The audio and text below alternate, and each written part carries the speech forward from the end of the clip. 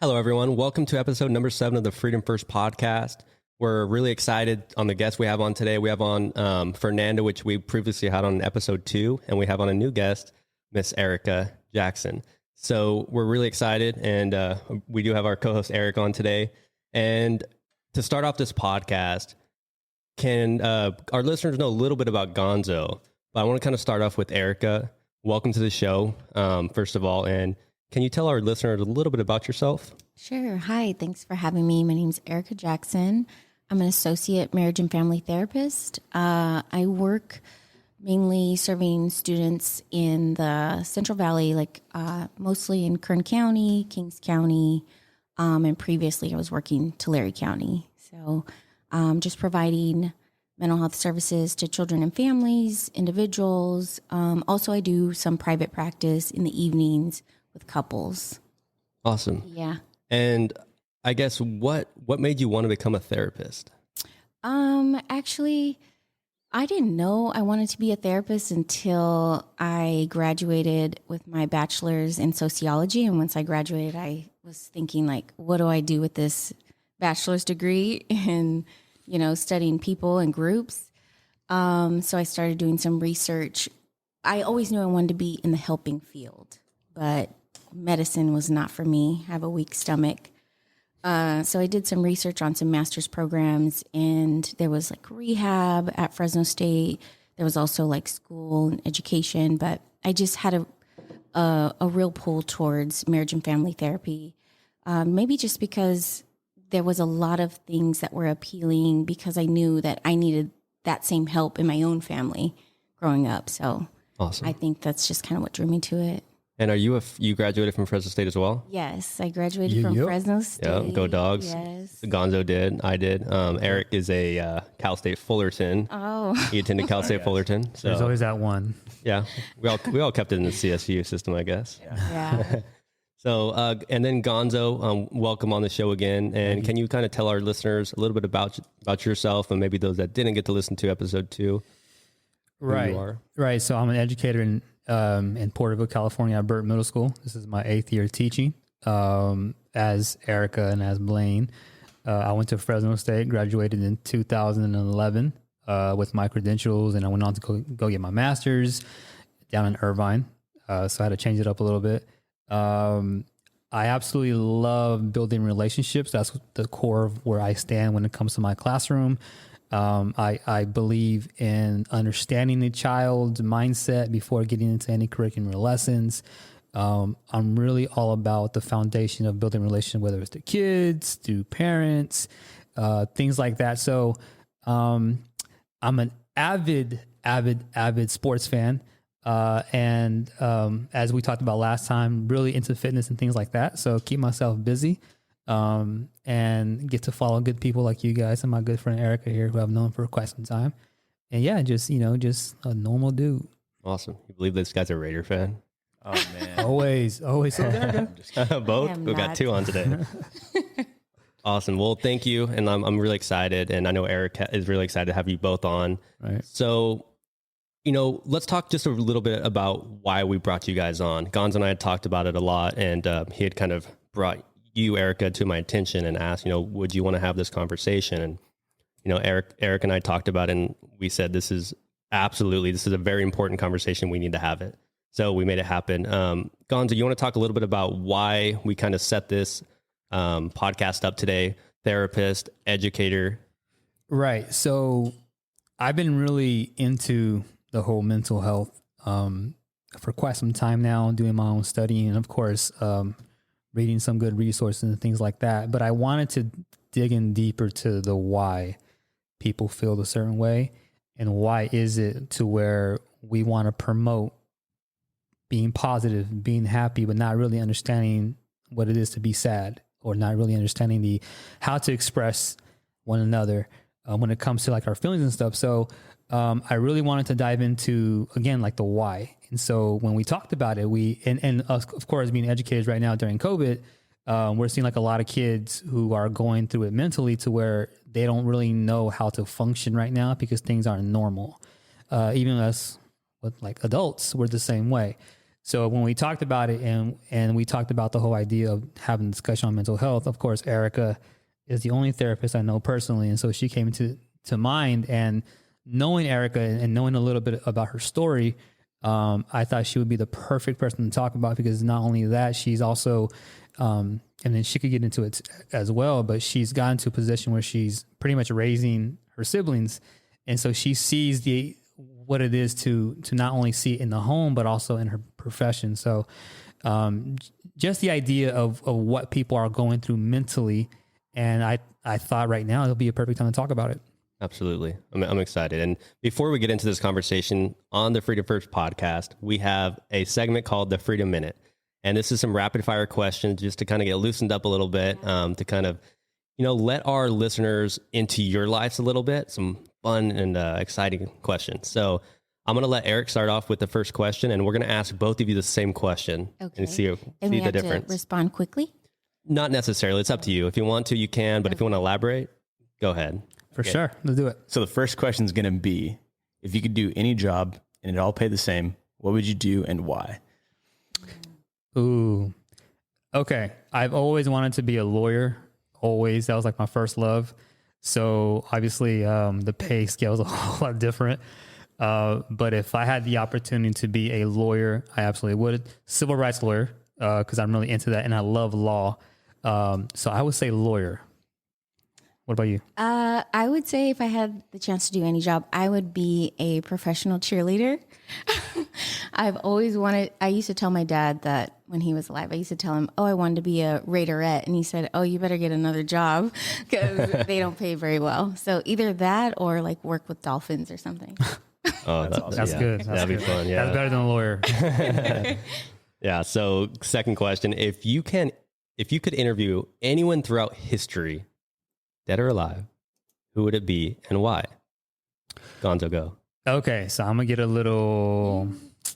Obviously, being a history teacher, I could go through any person, but honestly, I would go with Kobe Bryant, and not Kobe Bryant, the basketball player. Kobe Bryant, the father, the husband. We were sharing the last time we talked about this. Is that I feel like people got to know Kobe Bryant post basketball career, and how he was really involved in his family, and we got to see him as a dad. And I think I've gotten so used to him being the star dominant basketball player for the Los Angeles Lakers, but I want to get to know like Kobe Bryant. And so, hoping one day to if it all works out, to have kids of my own or things like that. To me, I just felt that he had the fatherhood down packed. And I want to kind of like get into his mind, like the mama mentality is not just on the basketball court, but also in the household, and him explaining what the difference is and how he's doing all that and stuff like that. So I would say Kobe Bryant, my hero. That's awesome. And I think that's important because, as he was playing basketball, you never really got that insight into his life because he was pretty private, right? Right. Which is, I think, an awesome thing, with the family. But when he retired, you got to see that light, like you said, Right. which was very interesting. And, unfortunately, we lost him and we didn't get to, see everything. But the time we did have and the legacy he's going to leave, incredible. Right. I even cried in the classroom. Like I was bawling in the classroom that next day because it happened on Sunday. And so we had to work that Monday. And of course, bringing it up to the kids, and I just bawled, and we all bawled. So it was like a moment. Yeah. The legacy lives on. Yeah, especially as Laker fans. Like he did so much for you. All these joyous moments. Yes. We were crying, happy tears at first, especially winning championships. Yeah. And, I remember the first time I saw them win the championship, I ran outside, screaming outside, yelling Kobe, trying to shoot the basketball. And it was just, and what he was doing at the end for women. I know he's big into women equality, WNBA, being a girl dad of, I think, 4 daughters at the end. So, but it's awesome. Yeah. So now your turn, Erika. I guess mine is not too sentimental, but because I'm a therapist, I'm really into like trauma and like why people do the things they do. So I'm going to take it way back, and I would probably say like Adolf Hitler. I'd want to interview him and just like know what his trauma was. Wow. Yeah. We were just talking about that. No. We were just talking about like getting into the mind of Hitler and why. Yes. Like I would love to do that. Like just some type of assessment and what trauma he has. Maybe stop some of the Yes. some of the things he did. So what's I know, really kinda going on, cynical. Adolph? Right. Awesome. So thank you guys. And let's go ahead and jump into this last one here, Eric. Yeah, so the last one's a pretty good one. It's pretty broad, so it can kind of go any direction. Okay. How would you summarize 2020? We were just talking about this on the way up. I know. I would say it can be summarized as a huge learning lesson. Because I think so much has happened, and we can just talk about the obvious when it comes to pandemic. And of course we mentioned Kobe and Black Panther. I mean, like we can talk about a lot of people who had just had perished, schools being closed, and also personal issues as well. And I'm an open book, so I'm not afraid to discuss things that I've been through. So whether it's been me going through my personal stuff or just what's going on around the world, I was explaining that it took COVID for me to understand the importance of family time. It took COVID for me to understand or appreciate education a whole lot more. So it's a blessing and a curse. So I would say that 2020 can be summarized as a huge learning lesson. Yeah, that's a good one. Are we allowed to cuss on here or no? I won't. But I think 2020 has just been really trying for everybody. Right. And I think that this year is going to really highlight the importance of mental health. It really is, because everyone has had to be at home with their family, and it has just opened so many different doors and mindsets that people have not tapped into because they've been so busy just with the hustle and bustle of work and school, and they've just had to spend so much time with each other. So I think it's really trying for everybody, but it's going to be a really good outcome, and hopefully everybody learns a lot about themselves throughout this year, because it's put everyone in a really tough position. Awesome. Thank you. And so to kind of wrap up the Freedom First Minute, thank you both for answering those questions. Just gives our listeners a little bit of a insight into your guys' lives, and always interesting. So Gonzo briefly talked about, why we're doing this podcast, to bring on both of you, Educator and the therapist here. So as we kind of go into this, with everything going on in 2020, with all the mental health and everything we're seeing, how would you define mental health? What is mental health? How would I define mental health? I would say, that's a pretty broad question. I mean, there are conditions that, like mental health illnesses, and then, we all have some level of distress in our life. And so we have to make sure that we're taking care of our mental health, just like our physical health. So I'd say it'd be the same thing. You can make clinical criteria to have a mental health illness, but also you can have just off days where you have your emotions you have a depressed day or highly anxious day. So, I mean, it's just kind of a really broad question, but it's just keeping the health of your mind, really keeping the health of your thoughts, keeping the health of your mood, and the health of your relationships. Awesome. Thank you. And Gonzo, I'll kind of ask you the same question, like based on coming from the standpoint of a teacher, how would you define mental health? What is it?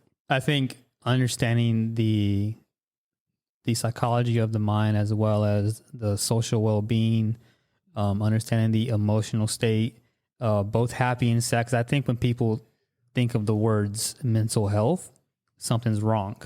Well, it doesn't necessarily mean that something's wrong. It means you're recognizing the feelings in which you have. So whether it's being sad or being happy or things like that, it's the mindset in which you carry. So the social well-being, I think, is very important when it comes to the mental health. Of course, we can look at, like as Erika was pointing out, that mental health can also lead you to a certain place, such as depression and things like that, if you don't take care of, as Marshawn Lynch says, your mentals. It's just being able to understand, like the why of how you're feeling. Well, great. And we deal with this all over the place, whether it's in law enforcement, whether it's in education, and then in the field of therapy. I guess what are some of the biggest causes, Erika, that you are, or the biggest kind of cases and some of the causes that you are seeing right now, especially in 2020, post, with going through COVID right now? What are some of the biggest causes and cases that you're seeing right now come to you? I mean, speaking of this year, some of the biggest things that I have seen, I've seen a lot of the students' mental health decline due to COVID and due to being at home for prolonged periods of time. Going to school for some students was a real buffer and a real break from home. So I have definitely seen a lot more depression in students, a lot more anxiety. There's just been some suicide ideation that has been on the rise for students as well, due to this year. And I think it's just because they do not have that outlet of school or that teacher or that mentor that they see every day. And it's really adjusted every student's everyday living. They've had to just have a new life now, where before they were already around their family so much, but now it's just day in and day out. And not that it's a bad thing, but sometimes they don't have that most supportive environment at home. So I've definitely seen a rise in just some mental health struggles for students this year. So what age gap do you see this the most in? Is it mostly like our teenagers? Is it like our younger? Like, what do you see it mostly affecting? Well, I mean, I work with students as young as 5. And I mean, to have a clinically diagnosed mental illness, there is a lot of criteria you have to meet as far as age goes. But I mean, you can experience depression, anxiety at any age, really. But to have a diagnosis, that's a different topic. But I've seen it all across the board, really. I've seen students as young as, like I said, 5 who have had anxious moments or showed signs of depression. Yeah, so I guess the reason I asked that is because I have a sibling that's 9 years old, and so she's at home, she's stuck at home. Luckily, we have cousins she's able to see and hang out with, but when she's at home by herself, you could tell she just like doesn't really know what to do. She's kind of glued to her iPad, stuff like that, which is obviously not the best way to go about things. So I think that it's important for the kids to play with one another and have those friends, and even I guess it's good to have like the Zoom and stuff like that. Yeah, but I think it kind of doesn't do the same genuine, having that. I don't know. Well, I think the social interaction is also very important as well. I have a 9-year-old godson who currently lives with me, and I'm not there during his Zoom sessions in class because I'm at work. But I do know that he doesn't like it only because he wants to be with his friends. However, he's doing well in school still. But he's always been a pretty good student. But I can tell the difference because he used to be like on his Xbox and he wants to just hang out, but now he wants to go outside back when we did it back in the 90s growing up. So it's something that I don't think a lot of people pay attention to, the fact that this whole COVID, especially doing classes over Zoom, has a huge effect. And I see it from my students. I had a student the other day who sent me an email, and honestly, it was just me being me. And for those who know me in the classroom, I try to make it as fun as possible and to do what I can, make myself look really silly. But she had emailed me saying, thank you for just simply making today fun, because I was feeling bad this morning. I almost wanted to quit school. I'm tired of this. And she's 13 years old. So we can see it. And of course, Erika sees it on a daily with her clients, and I see it on a daily with my students. And it's a pretty big thing right now. Yeah. So I guess, what would you tell the parents to do about this? I mean, obviously you can kind of give advice as a teacher, and obviously you can't tell someone how to parent their kid, but you could obviously lead them in a sort of direction. So what would you tell those parents? So with parents, I definitely try to communicate as much as possible. And at our school, we make it an everyday effort to talk to parents as much as we can. So my thing with parents is communicate as much as possible to, whether it's the teachers, the school, especially the students, because right now there's no secret. Parents have to be working. They have to be their own students' teachers now. They have to do all that. So ask questions as much as possible. Like don't feel like you're in this alone, because together we are a team during this time. And I think we should have been like this for the longest time already. So again, COVID is teaching us how to be more open-minded when it comes to what it is to do something for their child. So communicate as much as possible. And if you feel like it's too much work, let the teacher know. Like, let us know. If you feel like you can't handle it, let us know. Because right now, I would say every effective educator should come with this broad understanding that it's not going to be okay right now. That there are some kids who just aren't going to do the work right now. There's some kids who would prefer sleeping in right now because of the fact that they're mentally checked out. And so just having that open dialogue with parents, to teachers, to students, I think is crucial right now. That's powerful. And I think kind of the same question going off what kind of Erika said for Erika, I guess, what would you tell those parents, you know, so, cause there's a lot of parents that are struggling with their own mental health, Definitely. right? And they have maybe children that are struggling as well. What can some of those parents do? Because I could see it being such a struggle, especially right now. I guess, what would you tell some of those parents, or what can they do or look for to help their child? Yeah, look for as far as like behaviors in their child. Right. Yeah, Emotions and behavior. definitely. I mean, the parents know their children the best. So, I mean, once you really have to be observant. And if you see a difference in your child, they're no longer interested in things that they used to be. You know, they're a little more isolated. They're spending more time alone. Just even differences in their communication with you, definitely check in with them and invite them to have that conversation. I would really give parents advice if they are feeling like they're struggling with mental health. Get some help and make that an okay thing in your family. Make that acceptable, that you are investing in yourself to work on your own mental health issues, and make that like acceptable in your household, because then your children are watching you and they see that that's something that's okay to do living here. Right. And do you see a lot of, I mean, you know, everyone deals with certain emotions and I guess some mental health struggles, but there's like these stigmas, and Eric and I have talked about this. I've talked about this with Gonzo. There's these stigmas of being a male, right? And, you know, we don't want to be emotional, right? That's a sign of weakness. That stigma, right? We can't open up because that's a sign of we're going to be weak, or we're going to be seen as being weak and soft. You know, do you see a lot of that? Yeah, definitely. I see a lot of that, especially culturally with different ethnicities as well, that mental health just has this just kind of air of something's wrong with you, you're broken, or you're crazy, you know? So that is something that I do see a lot of. And then, as you were saying, with males as well, they're taught to not cry or don't express your emotions that way, or you express it in a different way, right? Males are kind of geared toward expressing it through anger at times, and that's more acceptable. But if you cry, it's not so much.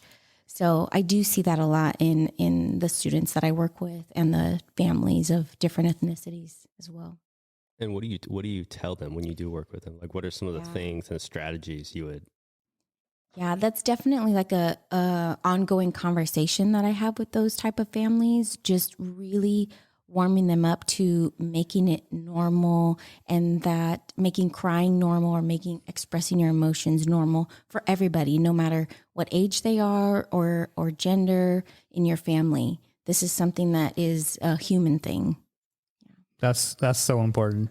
And again, the idea that crying makes you weak, I think it's a dangerous path to walk, because like I grew up with the idea that you shouldn't cry.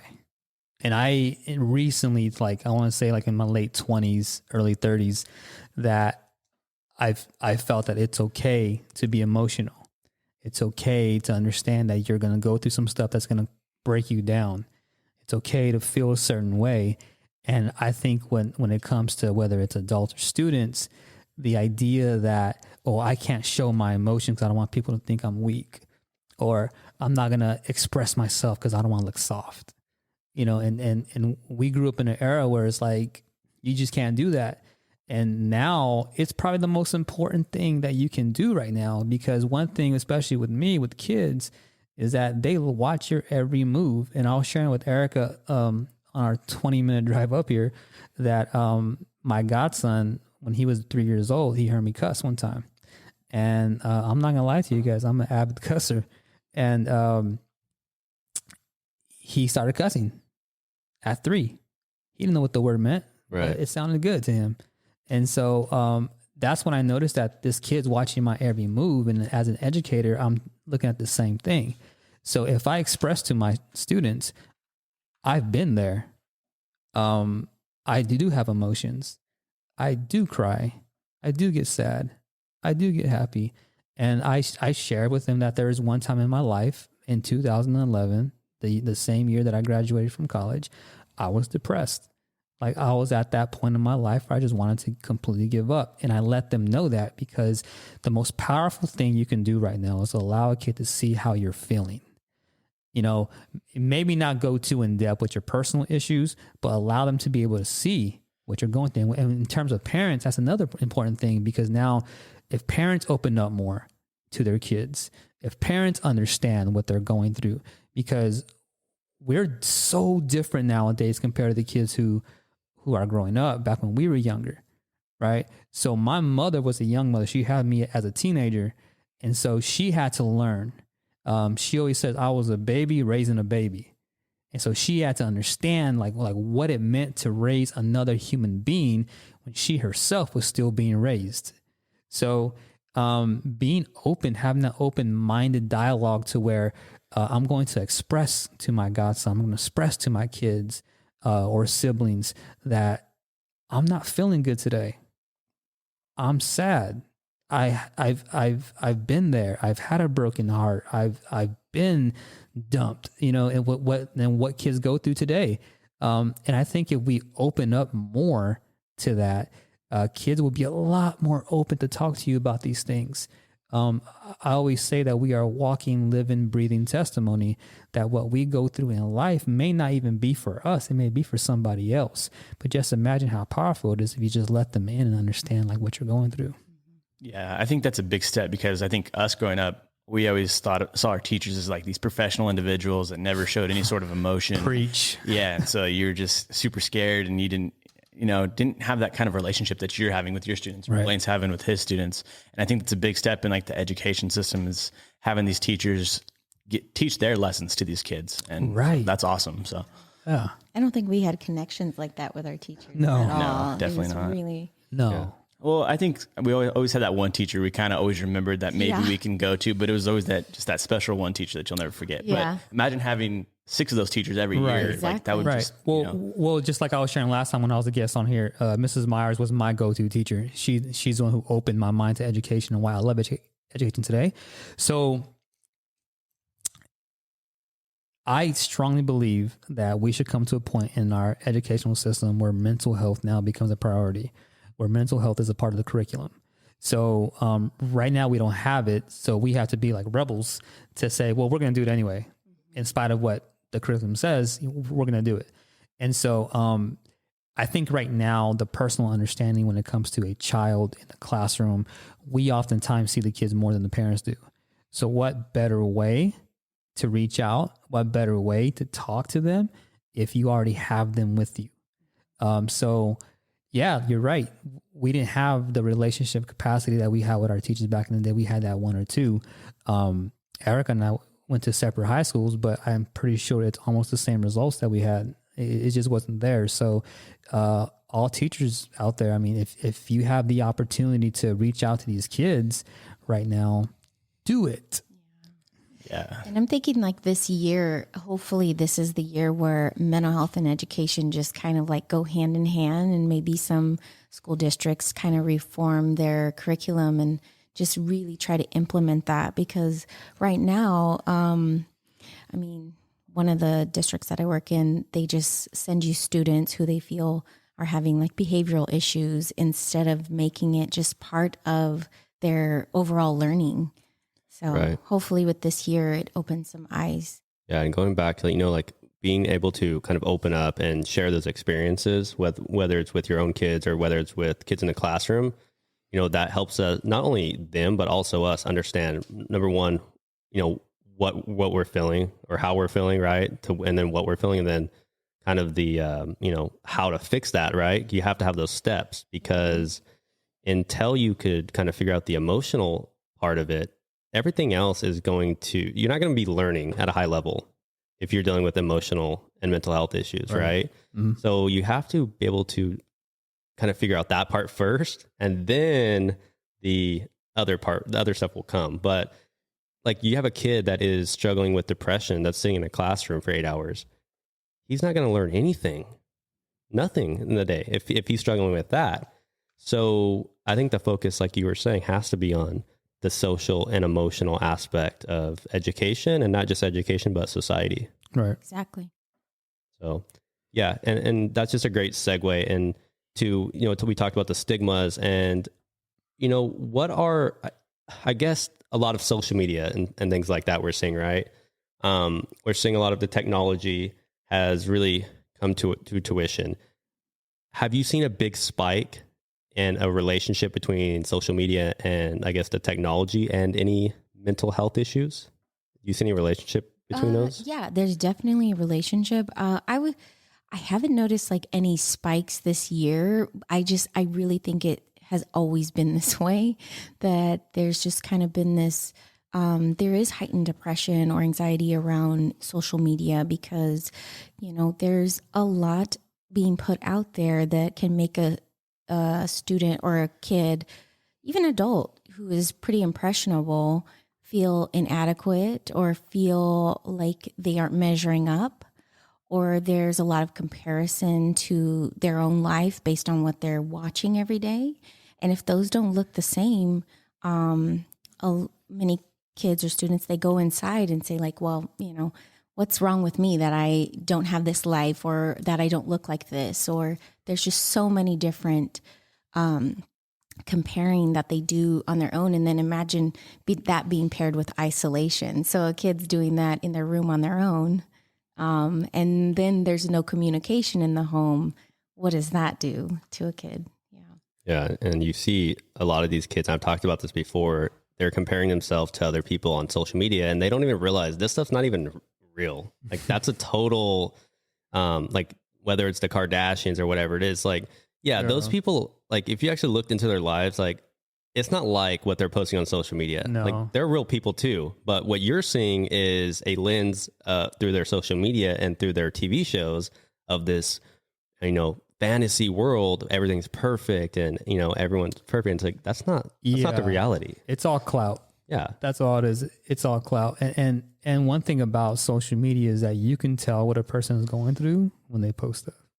And I was thinking that being on social media for kids, it's just inevitable, because we're moving towards this all virtual world, and they've all got accounts.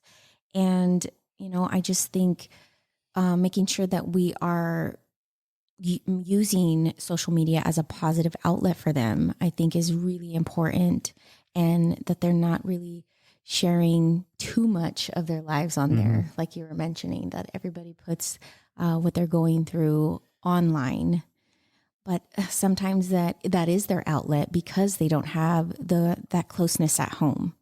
So, right. And you see this also, and we see it in even middle school, high school, right. And we all have siblings as well, where we see it as well. So, do you want to talk about that at all in the school, what you see about the social media or anything to kind of? Yeah. So we've been talking about social media for a while when it comes to my classroom, and I make it very, very evident that when we were growing up, just imagine if we had social media. You just saw a lot of crazy stuff. But just making it known that, be careful what you put out there. I kind of use my social media as more as a positive outlet. I kind of want to be able to use a platform where it's okay not to be okay, and, things like that. So even with me, I have to be very, very careful, because I don't want people to think that, and maybe this is my mental part of it, I'm going through stuff which I'm not. You know, it's something that I want to put out there. But if I am going through something, I have to be very careful on what I post, because then again, like if they see it on mine, you know, what makes it think that they're not going to do it? So, so yeah, I mean, it's very evident, especially in the classroom, and a lot of kids, they have now spam accounts as well. So where they have their own personal account, but then they get to the deep stuff in the spam account, and the spam account isn't always positive. It's a lot of stuff that you probably shouldn't put out there. It's more private, but a certain group of people get to see it. I definitely don't like that. But that's the choices that they make. So just being careful what you put out there, because we live in a digital footprint where it can come back. So if I decide to run for president one day, and Erika's my vice president, they could trace back of us, our crazy times in high school. Yeah, definitely. Yeah. And I think that's, you know, all these, you said like kind of like these different accounts and stuff like that, these fake accounts. If you go on, especially Twitter is really bad about it. The burner Instagram accounts. too, the burner accounts. Yeah. And you'll see these accounts.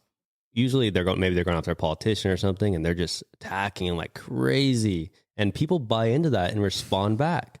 And people let that negative energy into their own life, right?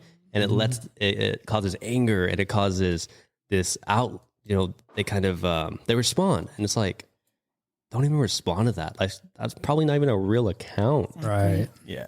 That's a good point. Yeah. Like that kind of reminded me of, with a lot of the younger population on social media, a lot of times there's pages that are disguised as self-help pages for like depression or anxiety, but they're actually promoting just like the ongoing or, persistent depression. And they are influencing young people to keep their depression going, or like isolate further from their family, and just putting out just misinformation about depression.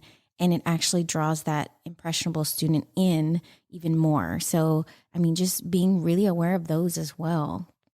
Yeah, I didn't even know that was a thing. That's that's extremely scary. Yeah. So these kids are chatting with other students on a page, and they're talking about, self-harm, and that's the way to make yourself feel better. So just lots of misinformation and lots of just really detrimental guidance there.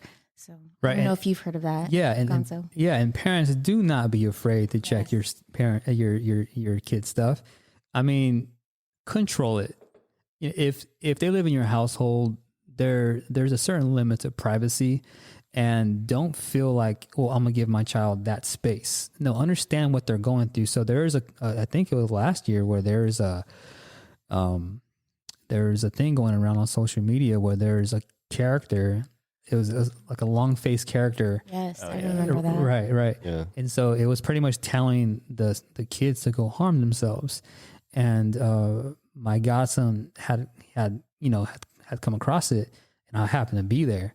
And so it was saying things like, "Oh, go and cut yourself, or go and do this and that." So, it's absolutely crazy. And some may look very positive to where, oh, this is meant to help me out. But no, they're just promoting the idea of continuing to feel a certain way that's negative and harmful to yourself. So yeah, that's crazy. Exactly. That's exactly what they're doing. And it's very gradual grooming of this type of like keeping this depression going on for these kids. So it might seem like something, they might direct them to do something really minor at first, like, ignore your mom and dad. And then after that, it's like, oh, make sure you talk back to them or give an insult. And then it leads up to, now you need to, kill yourself or do some type of self-harm. So it is a really gradual guidance of this really harmful behavior. Right. And if you're, especially these 12-year-olds and even, high school, if you're living with your parents, like I would just tell parents, check what they're doing, because you have a cell phone. You basically have the entire world at your fingertips now, and you could access anything. You can talk to anyone. And some of these kids are 10 years old, 11, 12 years old that have these phones, right? Mm-hmm. And I mean, that's a lot to be, to have in your palm of your hand. Yeah. When your brain's not fully developed. Right. So You don't know how to cope with these emotions and stuff, what's going on. Right. yeah, a lot of the parents that I work with, I always advise them, like, that phone belongs to you and you're letting your child borrow it. So I always try to implement them, like turn in the cell phone plan at home, or even checking it periodically. But some parents just cannot grasp that phone belongs to you. You know, you own that and you're letting them borrow it. So you have every right to look through it, see what's going on there. And you should. Right. And if your child does have a social media account and you have one, be their friend. Yeah. Be their friend on social media, be a follower. And it's okay to give them some sort of privacy. But at the same time, that is your phone. That is your internet. You're paying the bill. So I think a lot of parents nowadays are too concerned with the idea, well, my parents were never like that. I don't want to be the same way. My parents were pretty strict, and I hated it growing up, but seeing the outcome of my life now, I completely understand why. Because I grew up in a family where we had a lot of gangsters and we had things like that. And my mom was like, nah, it's not going to happen with you.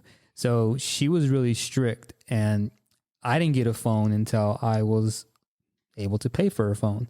And I think I got my first phone since in 2005, I think. And back when phones were starting, be on a come up and things like that. And so, so I think the idea that, well, I'm gonna let them do what they want. No, don't give them that privilege yet, until they pay for it, until they have their own resources to get the phones and things like that. But until then, understand what is on that phone. Right. So many emotions there, and going into whether it's social media and then going back into it, kids are feeling a lot of stuff right now, right? Adults are feeling a lot of stuff. Right. There's this, I guess, some stigmas of, maybe emotions like sadness is not a good thing, or, whatever it is. But from kind of some of the stuff I've looked at, and I know Gonzo's looked at, and you being a therapist, I want to tag and ask you, can certain emotions, whether it's sad emotion, whether it's anger, can those be positive emotions? There's a reason why we have them, right? Yeah, absolutely. Absolutely. That's what I teach my families all the time, is that they can be positive. I think it's being able to allow that family member to feel that emotion and helping them know what to do with it. That's kind of my job, like knowing what to do with that anger you feel, knowing what to do with that sadness you feel, and then teaching my family, like moms and dads, like, how do you support your kiddo who's feeling that anger and that sadness? It is a positive thing because we all have it. We're all human. You can never go through your whole life and never feel sadness or never feel anger. That's just impossible. And if you think that, you're faking it. You're lying. Right. So it is a positive thing because it can bring people closer, and it can be something that you guys use to build that bond and just grow yourselves. It's not a bad thing. It's not.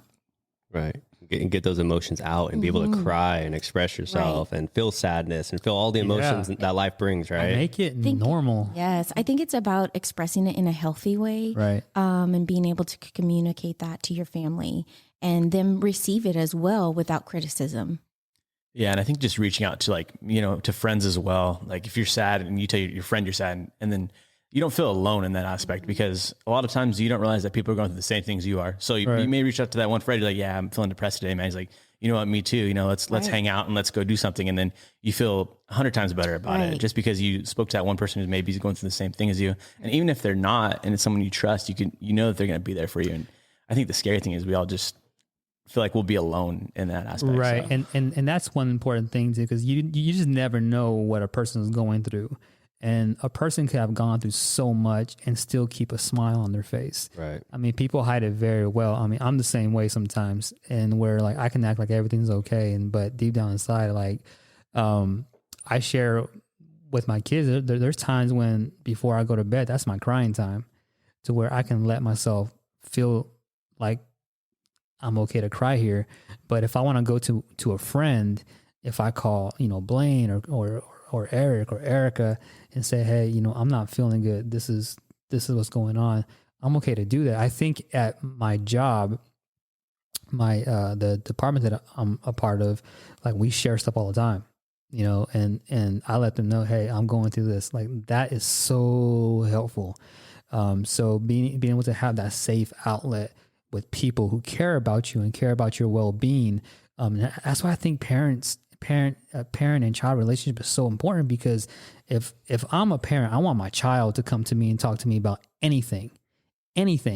I'll share this real quick. I had 2 students in my career come out to me, and they couldn't come out to their parents because they're scared. They're scared of the results. They grew up in a religious household, so they didn't want to feel like I'm going to let them down.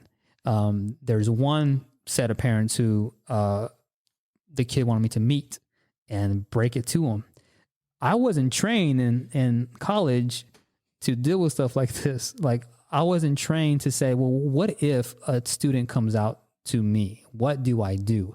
I didn't have the background. So the only thing I can do was be an open ear and say, okay, let me hear you out. I don't know what you're going through. I have no idea what this is all about, but help me understand how you feel, and we'll go from there. So being able to talk to the parents and allowing the child to say, I need to come out to you. And them being so scared, they didn't know how to react. They didn't know what was going to happen. They didn't know how they were going to feel. And she was mostly scared of the dad. And the mom was very understanding. The dad was like, he paused for a little bit and he started crying because he said, I can't believe my own daughter couldn't come to me for this. And instead she went to the teacher. And my thing was like, it's not like I understood what was going on, but I was the open ear. And that right there taught me so much about relationships and building relationships and understanding relationships, whether it's with our students, with our household, with our significant others. Being the open ear, it's crucial. Yeah. I think at the end of the day, people need and want someone to listen to them and just be there for them. Right. Not even necessarily, like you said, not even necessarily a response or advice, but just an ear to be there to listen to them. And, maybe you don't even understand what they're dealing with because you can't. You've never been in that position. But if you just listen to them, I think that's so powerful. And I think a lot of us being humans, that's what we want, right? Mm-hmm. Someone to listen to us. Definitely. And I mean, I think maybe that student, they kind of go to those people who they know, whatever they share won't hurt that person's feelings, or that that outside person won't have an emotional reaction to what they're saying. So I think sometimes that draws them to that mentor or teacher or therapist to just feel comfortable in sharing that.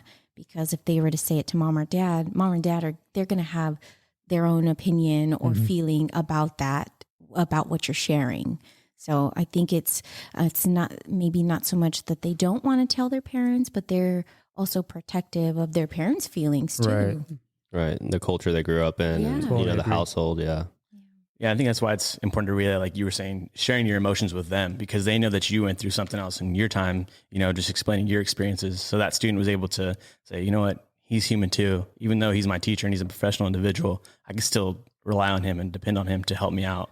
Right. And it's so important. Yeah. And the human aspect is very, very important. So like when a child or anyone sees you, as an educator or as a therapist, they're going to think we're perfect and we have all the answers. We don't. We're humans. We feel too, right? We feel the heartbreaks. We feel the sadness. We feel the happiness. We feel all the same emotions that a 13, 14-year-old may feel. We may cope with them a little differently. Sometimes some adults can't even cope with them at all. But being able to have them understand that, okay, the teacher, the therapist, the police officer, whoever, they know how to feel. And I think if we make it more of a human aspect, or seeing from that perspective that we're all triggered by raw emotions, they're definitely more open, because there's some teachers who put on the persona that they are perfect. And let's be honest, that's not true. So that's why I'm not afraid to tell them, I've been there. I know what it's like to feel a certain way. I may not understand what you're going through, but let me be the open ear to kind of feel what you're going through. So just having that open ear to a kid or to anyone in general, I think it's really important. And, you know, being a therapist, Erika, that's something you do. That's part of your job, right? To listen and be there for those people that do need that help. Definitely. So what are some of those strategies, I guess, when someone does come to you, maybe it's they just need somebody to listen to them, or what is kind of the process you go through, depending on, I guess, what it is they're dealing with? Yeah, it definitely depends on what they're dealing with. And I mean, everybody I work with, they come in with a different plan than maybe what I had planned for a session. But I mean, just some of the core things that I use in every session, no matter what it is definitely validating their feelings, just making them feel like what they're going through is important and that what they're feeling is absolutely normal and connected to their experience. Definitely providing a safe space for somebody to come in and share whatever they need to, judgment free. You know, this is a space where someone does not have to worry about anyone judging them or anyone having any type of opinion about what they're going through. It's really about creating like an environment where someone can just truly be themselves.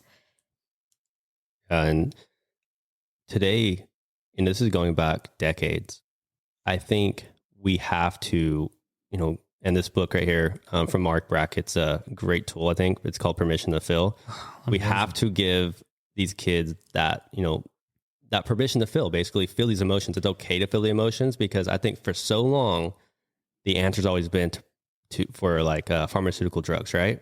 Whether it's ADHD or whether it is anxiety, right? It's like, oh, here's Xanax, or here is this or that. And it's like, well, maybe that's not the answer. And maybe that's why we're in such a crisis right now, right? Definitely. Do you see a lot of that? Maybe people come to you after they've either been on pharmaceutical drugs or...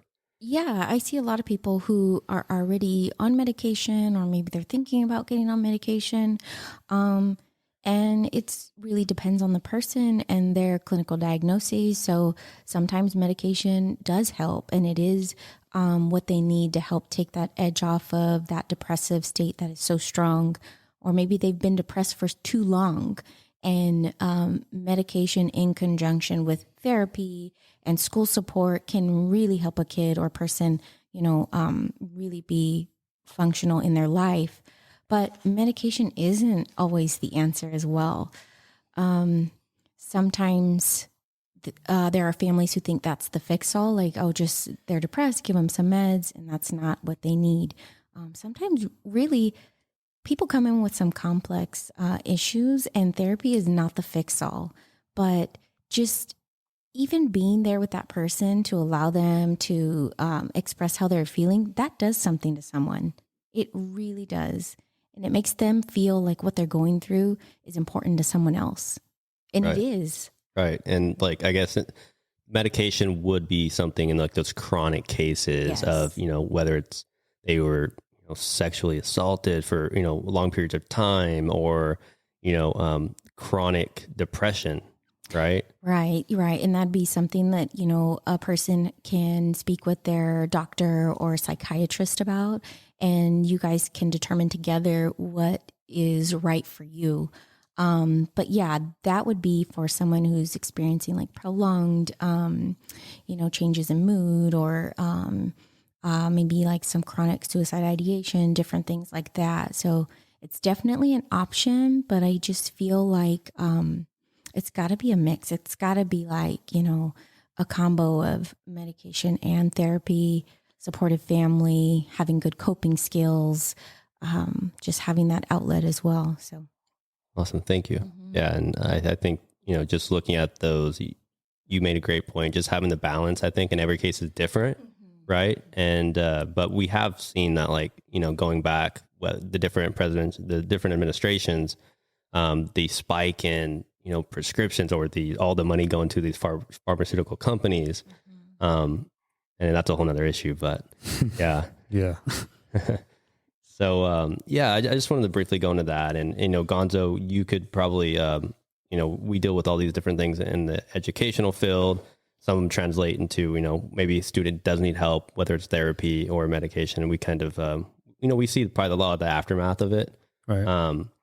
But going forward, with COVID, what are some of the rises in cases have you seen? Because you deal with marriage therapy, right?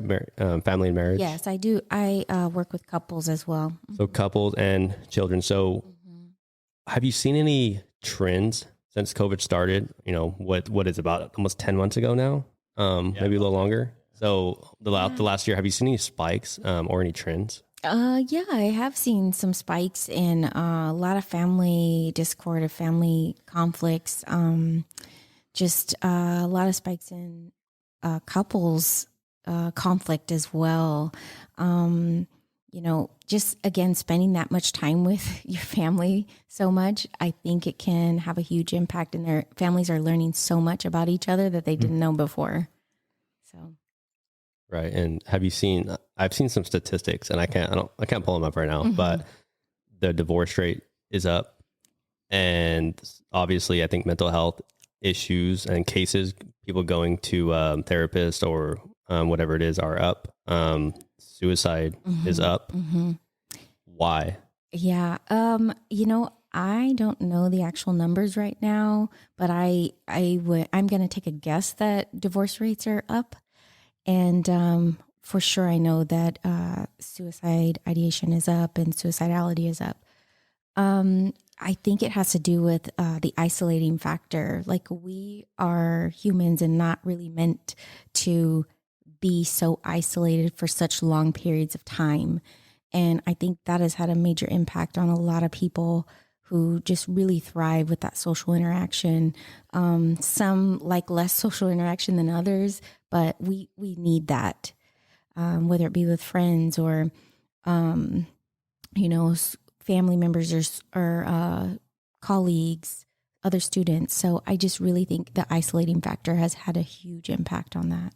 And what are some of the things you've seen in the classroom, Gonzo? Obviously, we're not in the classroom physically, but through our digital platforms, virtual learning, what are some of the things you've seen since COVID started? I'm seeing a lot more kids.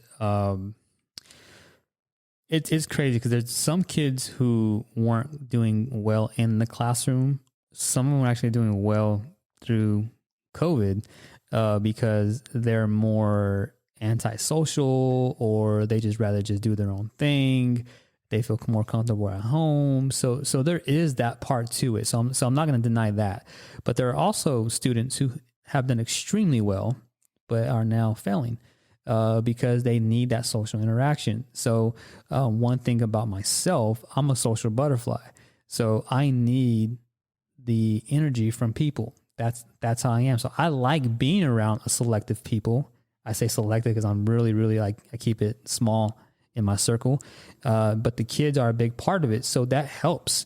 But in terms of the classroom with the kids, I know a lot of them are just like that, to where they need that relationship capacity to function, and they don't have it right now because a lot of them, their parents don't let them go out at all. And I do not blame the parents because of what's going on right now.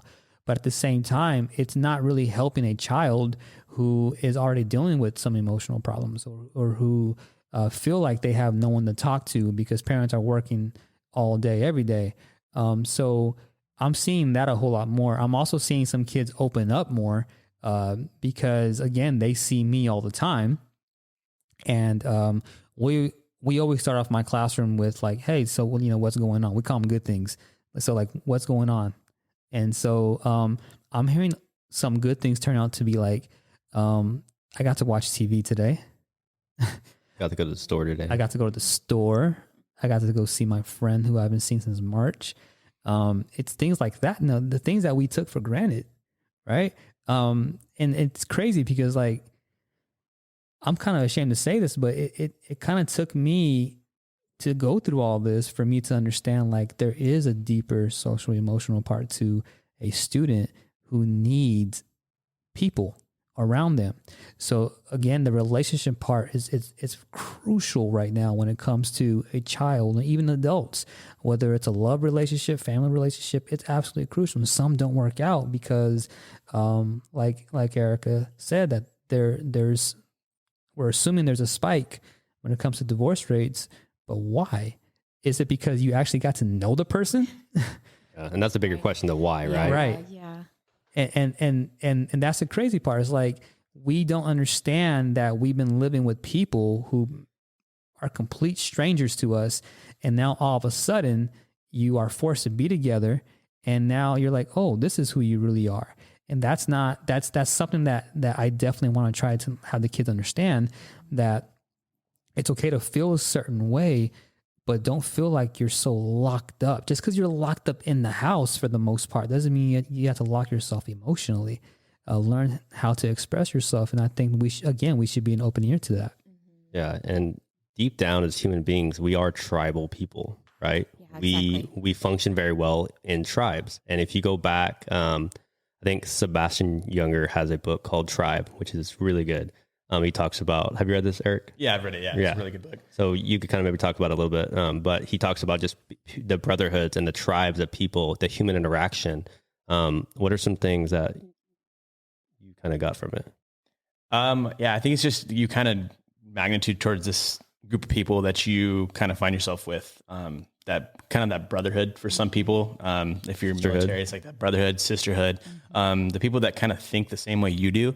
And you just kind of go off them. It's just kind of a family bond, I guess you'd say. So. Right. Yeah. And then we see that in the classroom. We see that with whether it's our families or our friends, right? And now that we're separated, it's like we're trying to seek that. We still need that tribal effect. And this goes back since the beginning of time, right? Thousands of years since humans came into existence, right? We need those tribes. And that's kind of how our foundation and society is developed. Right. And And even with the idea of like, well, I like to be alone. And you know what? I fall in that category too, because sometimes there is times where I just want to be alone. I don't want to talk to anybody. But at the same time, like I have to also look at, again, going back to my godson, if he sees me always being alone, he's gonna think that's normal. And there's nothing wrong with having me time. I mean, everyone should have me time, alone time. But when you try to make that as normal as possible, you're pretty much allowing the people who are watching you to say, well, I don't need people in my life.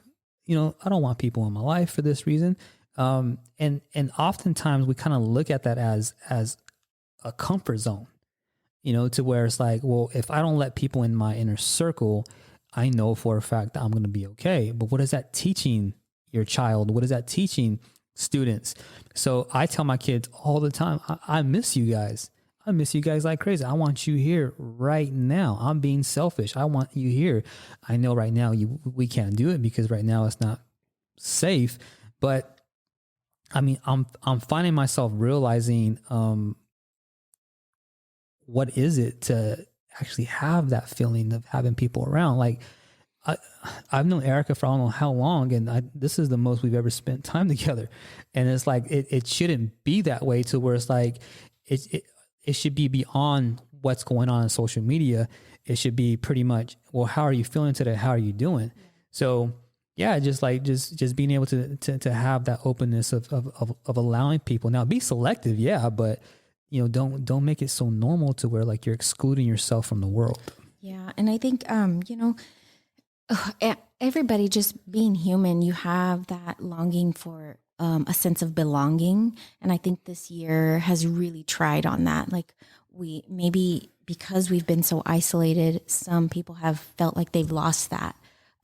Where do I belong? And some students, they belong at school. They just resonate with their classmates. They just have that connection with their teacher. Like Gonzo was mentioning, you know, him just making that statement of, I miss you guys here. I miss you students. That is so powerful for kids to hear. And it makes them feel like they belong there. And if they don't have that belonging at home, where is it at? Right. Yeah, definitely. I mean, that's powerful. And just going back, I think a lot of what you'd said, you know, in this book here, which I came back to for the second time, talks about that idea of being able to express yourself, but also the idea of being with people creates those positive emotions.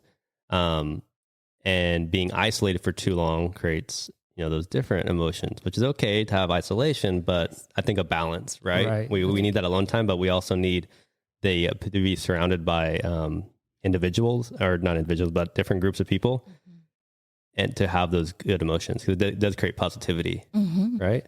Right. And just like if we allow like our past, whether it's a past relationship, well, I'm not going to be in a relationship anymore because I had a bad one last time. Or if we allow students who say, well, I don't want to go to school because I got made fun of because I had an F, or I was being bullied. So again, just allowing people to express themselves and let them feel. I think it's huge because, again, like, we are human, and I want to emphasize that as much as we can. We are human. It's okay to feel a certain way. It's okay to have these feelings where you need to express yourself. Again, have your me time. It's all good. I have it all the time. I had mine last night and I loved it. But don't feel like me time is your safe zone where like you're going to isolate yourself completely from the possibilities of I call them blessings, but things that you can get. So I think COVID has made us a lot more comfortable being by ourselves. Yeah, 100%. And like you were saying, I think looking forward, hopefully after all this is done, after all this COVID stuff and we're all back to normal, hopefully we all have this sense of appreciation of what we learned from here, and that, it could be worse. We were, alone for, 8 months if we didn't have anybody in that sort of sense. Right. And maybe we should go out and do something. Maybe we should go out and go get a gym membership, or go, take an art class, or take a class. Just have that sense of like, okay, I couldn't do it before, but now I can. Right. So I think that's kind of important. Yeah. And, I think it's so important because we always talk about, don't be afraid to talk to somebody, right? Go talk to somebody. And this is kind of a question for you, Erika. When we say that, what can we tell our listeners and people that, are listening to this episode on this podcast? What can we tell them to give them the tools to maybe not only listen to somebody, but maybe to help them? What are some things that people should be, number one, looking for, the signs? And then what are some things that maybe people can do to help their friends, help their family, maybe their students or coworkers? Yeah, help them, just encourage them to maybe reach out if they're struggling.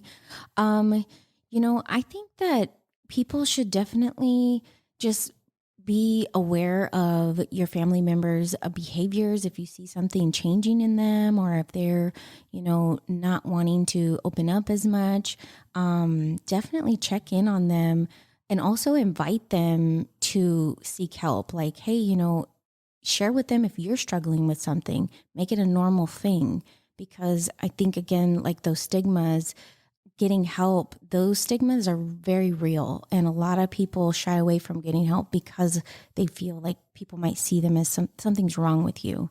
And that's not necessarily the case. Maybe we just need some support right in that moment in our time of our life.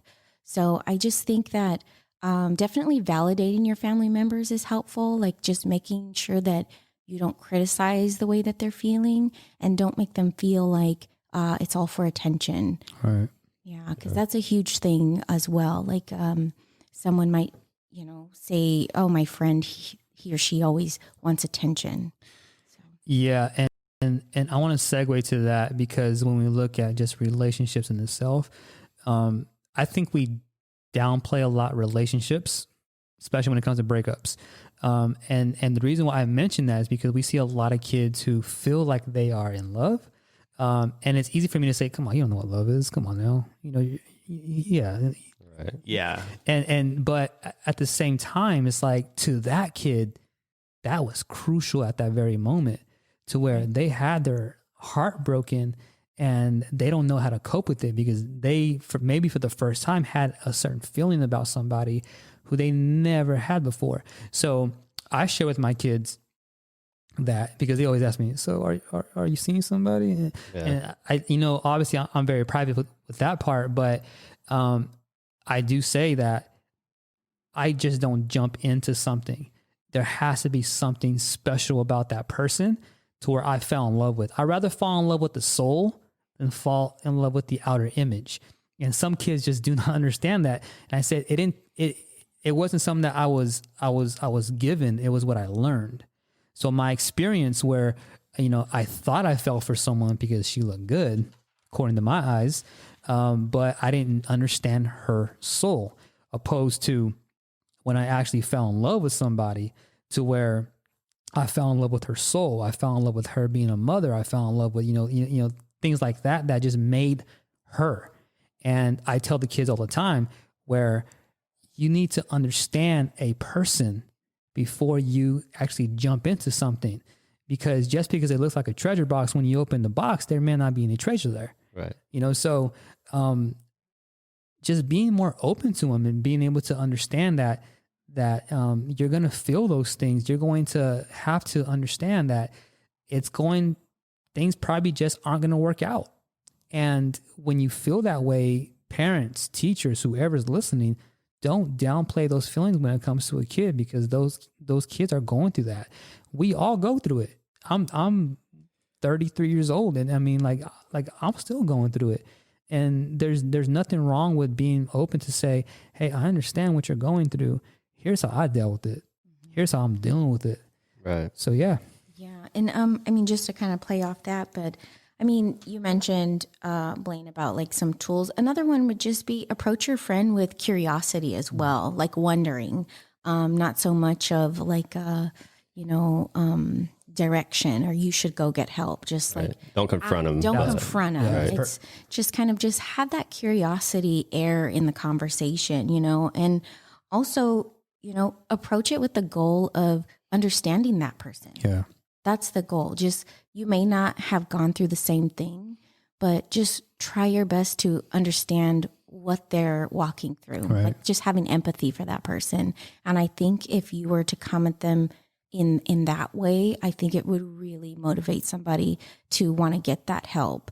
And, I like the way, Gonzo, you mentioned, like, keep those experiences individual, like just because you haven't felt it or you haven't seen someone else go through that person's experience, if they had a breakup, it really impacted that person in this way. And this is what they're going through. Right. But it may not be across the board for everybody. So just validating them in that sense. Right. And kind of a segue into, I had a couple of questions for both of you, and I'm going to kind of ask the same question, but in a little different sense. So Gonzo, you are the teacher, the educator.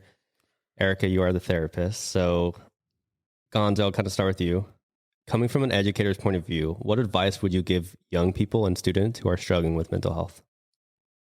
You are not alone. Understand that what you're going through, a lot of people are going through it. Don't feel bad. Understand your emotions, understand your feelings, understand what you are going through. Even if you don't really understand them, just know that there's people out there who are willing to help and listen to you. The biggest advice I can give any child is be open and don't hide. And whether it's going to a parent, going to a teacher, or whoever you're close with, be open, because secluding yourself from your feelings and hiding is not going to do you any good. It's going to cause more damage to you. So whether you're one of my students or just anyone in general, go out there and find someone who's willing to listen, or seek help if you need it. So like when my students, if they need to come to me, I'm going to be there. So again, teachers and parents, come with the mindset that your child is going to go through some stuff. There is no perfect child out there. So don't act like you need to be perfect. Do not try to please your parents. Do not try to look at your parents' life and be like, well, I got to shape mine up because I don't want mine to be like that. No, you go and live your own life and understand who you are and who you are meant to be. So don't feel like you're going to be stuck like maybe your parents were stuck. Because my mother being a teenage mother, I could have said, well, I'm next. Right. But it doesn't have to be that way. So it's like this book mentioned. I mean, it's okay to feel. It's okay not to be okay. You are normal. Don't put yourself down, and enjoy the process and understand that there's a learning curve at the end. And Erika, kind of the same question. Coming from a therapist point of view, what advice would you give both adults and younger people that are struggling with mental health? If I would say if you notice that you're maybe you don't even know that you're struggling with mental health, because a lot of times we are, and we've been struggling with it for so long, it becomes our normal. So we feel like this low that we're feeling is just our normal thing, or all this arguing at home is normal. But then you might meet a friend and they're like, oh, my family doesn't really argue like that. So then you start to look at it, or even adults. They start to compare and notice like, oh, I don't, our families are very different. I would say if you don't understand your feelings, there are people who devote their lives to going to school for this. So there's nothing wrong with just even having one appointment just to check things out and assess if things are working well for you. It's just like going to the doctor. If you were to have a broken leg, you'd want to get that checked out, right? So I would just say, be open to even one appointment, just to, just for a checkup, and see if it's something beneficial for you and your family. Also, I would say like, it's just part of being healthy. It's part of being, physically healthy, everything. Everybody wants the best for their family, but investing in your whole person health is what's important. So I would say if you're going to go to the doctor, go check in with your therapist as well. So how often do you see alcohol and drugs be such a factor of this mental health? I know you obviously can't talk about specific patients, but what kind of statistics do you see personally? Yeah. That is very, very common, especially like, high school adult people.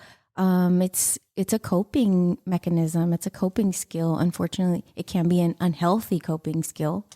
I see it very often, and a lot of times that is to numb feelings, and that is so we aren't dealing with what's really there. Yeah, that was the same conversation I had with Tony Hoffman on one of our past episodes. He was a former struggle with drug abuse and stuff, and he had talked about that. He speaks out on it, so that's a good point. That they are struggling. It's a coping mechanism. Yeah, it's a way of survival at times. Just kind of a way that some people can suppress maybe trauma or any type of other conflict they're having in their life. It does relieve pain, but temporarily, and then it has a lot of other side effects that can be very detrimental to your life. It's like a comfort zone. Yeah, and you kind of see it a lot in like traumatic jobs. Guys like police officers, firefighters, they see all these traumatic things and they can't, turn it off when they get home. Like the conversation we had with Officer Jeffries. Yeah, he just said some officers or some people just can't turn it off when they get home, and they can't flip that switch to where you go home and you're still thinking about that call you went on, or whatever the job may be. I mean, with you guys, you saw a student struggle, or maybe students do commit suicide, something like that, and that you could take that home as well, and that can be detrimental on your mental health as well. So yeah, so that's something that I still struggle with, because when I was a student teacher, just quick little segue to that. I was a student teacher over at Tulare Union, and I came in contact with a student who had trouble in class, and to make a long story short, we got along very, very well. And then I saw him a year after, when I had left and I was already in Porterville starting my career, and we started talking, and after 2 months later, I was in Boston for a conference, and then I got a phone call saying that he had committed suicide, and it was over a girl. So that stayed with me, and I think his situation really helped me understand that it's important to ask questions. It's important to see how you're okay, and just asking the question, "Hey, how are you?" It should go beyond that. It should be an actual conversation, to where like you kind of feel in a way, what's going on. So, like that's very important to kind of see and understand. Awesome. And I'll let, Eric, so we'll kind of go into, kind of wrap it up here. I guess I'm going to ask Erika, a couple things here. Do you have any last kind of things to tell our listeners, anything that could help them, or maybe just advice or information? Yeah, I mean, I guess for my parents, I know like it's really tough whenever, I hear a lot of parents and they say, I do notice my kiddo he seems more depressed or they seem more anxious. And I always ask them, what's wrong? And they say nothing, right? Nothing. I would just kind of advise my parents, try to say it in a different way or in a different setting.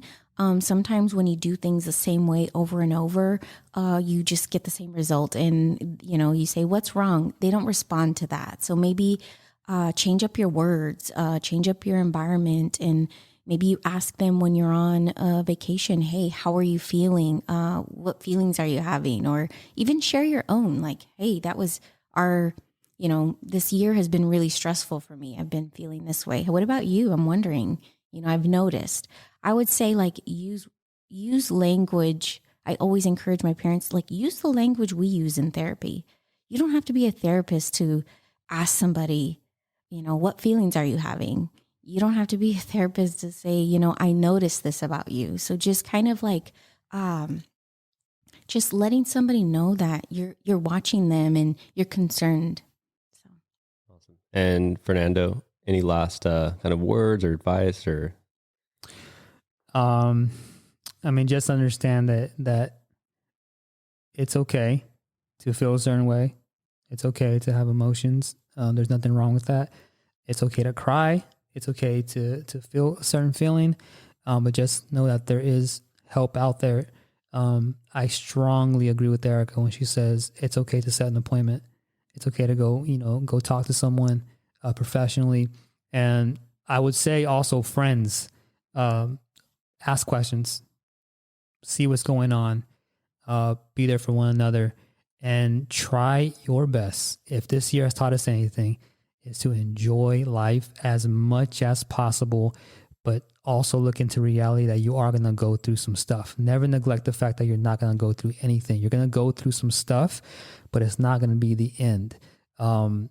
Letting yourself feel that emotion is normal. How you react to it, that's what you need to look at even more. So, just understand that you're human and you're going to feel a certain way. And, but people are there for you.